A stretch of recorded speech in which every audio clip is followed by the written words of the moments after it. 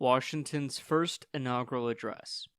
April 30th, 1789. Fellow citizens of the Senate and the House of Representatives, having thus imparted to you my sentiments, as they have been awakened by the occasion which brings us together, I shall take my present leave, but not without resorting once more to the benign parent of the human race, in humble supplication that since he has been pleased to favor the American people with opportunities for deliberating in perfect tranquility, and dispositions for deciding with unparalleled unanimity on a form of government for the security of the Union and the advancement of their happiness, so his divine blessing may be equally conspicuous in the enlarged views, the temperate consultations, and the wise measures on which the success of this government must depend.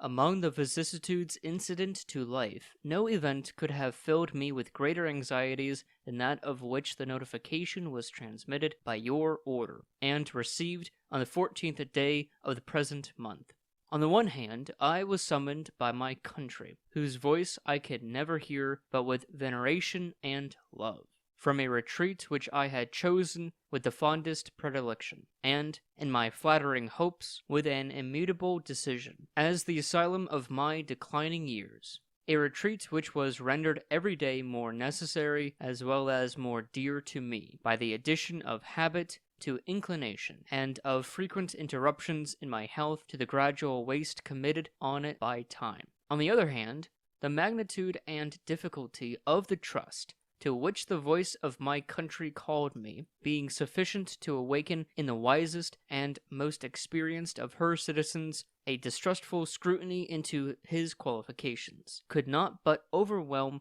with despondence one who, inheriting inferior endowments from nature and unpracticed in the duties of civil administration, ought to be peculiarly conscious of his own deficiencies. In this conflict of emotions, all I dare aver is that it has been my faithful study to collect my duty from a just appreciation of every circumstance by which it might be affected. All I dare hope is that, if in executing this task I have been too much swayed by a grateful remembrance of former instances, or by an affectionate sensibility to this transcendent proof of the confidence of my fellow citizens, and have thence too little consulted my incapacity as well as disinclination for the weighty and untried cares before me, my error will be palliated by the motives which misled me, and its consequences be judged by my country with some share of the partiality in which they originated.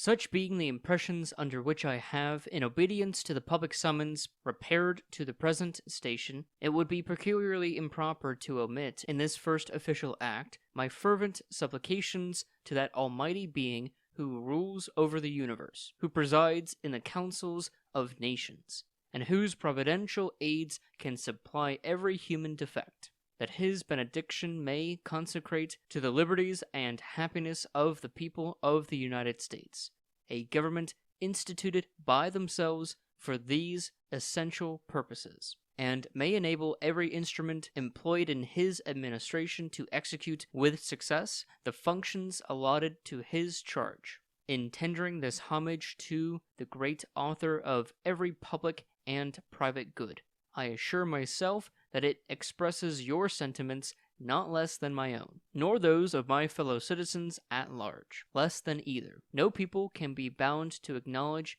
and adore the invisible hand which conducts the affairs of men more than the people of the United States. Every step by which they have advanced to the character of an independent nation seems to have been distinguished by some token of providential agency, and in the important revolution just accomplished in the system of their united government, the tranquil deliberations and voluntary consent of so many distinct communities from which the event has resulted cannot be compared with the means by which most governments have been established, without some return of pious gratitude, along with an humble anticipation of the future blessings which the past seemed to presage. These reflections arising out of the present crisis have forced themselves too strongly in my mind to be suppressed. You will join with me, I trust, in thinking that there are none under the influence of which the proceedings of a new and free government can more auspiciously commence.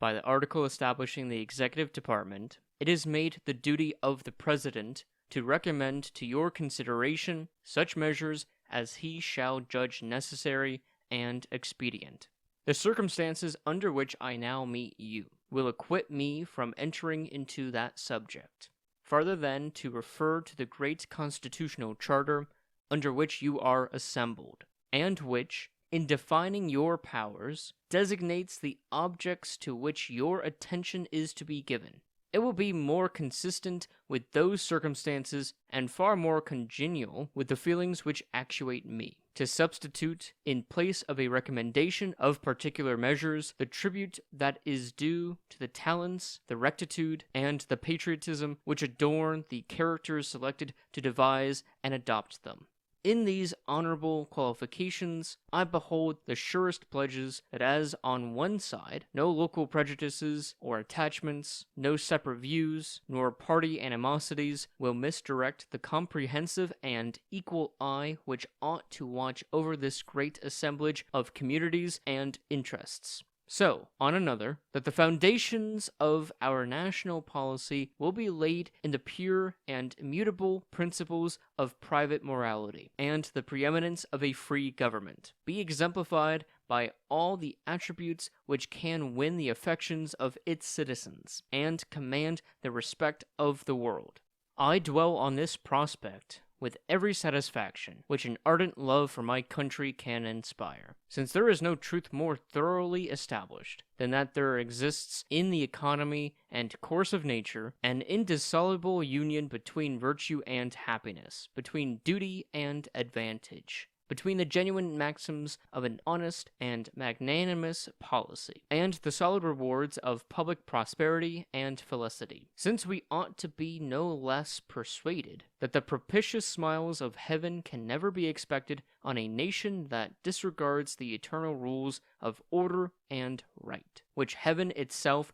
has ordained. And since the preservation of the sacred fire of liberty and the destiny of the republican model of government are justly considered as deeply, perhaps as finally staked, on the experiment entrusted to the hands of the American people. Besides the ordinary objects submitted to your care, it will remain with your judgment to decide how far an exercise of the occasional power delegated by the 5th article of the Constitution is rendered expedient at the present juncture by the nature of objections which have been urged against the system, or by the degree of inquietude which has given birth to them. Instead of undertaking particular recommendations on this subject in which I could be guided by no lights derived from official opportunities, I shall again give way to my entire confidence in your discernment and pursuit of the public good. For I assure myself that whilst you carefully avoid every alteration which might endanger the benefits of an united and effective government, or which ought to await the future lessons of experience, a reverence for the characteristic rights of free men, and a regard for the public harmony, will sufficiently influence your deliberations on the question how far the former can be more impregnably fortified, or the latter be safely and advantageously promoted. To the preceding observations I have one to add, which will be most properly addressed to the House of Representatives. It concerns myself, and will therefore be as brief as possible. When I was first honored with a call into the service of my country, then on the eve of an arduous struggle for its liberties, the light in which I contemplated my duty required that I should renounce every pecuniary compensation. From this resolution I have in no instance departed, and being still under the impressions which produced it, I must decline as inapplicable to myself any share in the personal emoluments which may be indispensably included in a permanent provision for the executive department, and must accordingly pray that the pecuniary estimates for the station in which I am placed may, during my continuance in it, be limited to such actual expenditures as the public good may be thought to require. This has been Washington's first inaugural address. I hope you enjoyed. Please like, share, subscribe, rewatch, become a member, head over to our website and become a member there. We have all of our educational resources available for free, and we highly encourage you to use them and learn about American history in more depth. If you can financially support the nonprofit, we would highly encourage you to, and you can on our Patreon or GoFundMe pages. Thank you again for listening, and I'll see you in the next video.